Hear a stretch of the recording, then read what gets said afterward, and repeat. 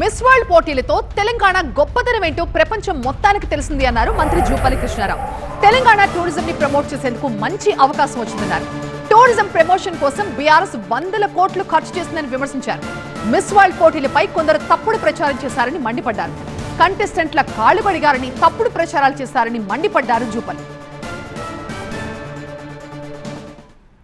రాష్ట్రం అప్పుల్లో ఉండగా ఈ మిస్ వరల్డ్ పోటీలు పెట్టడం అవసరమా అని కేటీఆర్ మొదలు పెడితే హరీష్ రావు మొదలు పెడితే అందరూ కూడా ప్రధానంగా బీఆర్ఎస్ పార్టీకి సంబంధించిన వాళ్ళందరూ, దాంతోపాటుగా కొందరు బీజేపీ వాళ్ళు కూడా మాట్లాడడం జరిగింది.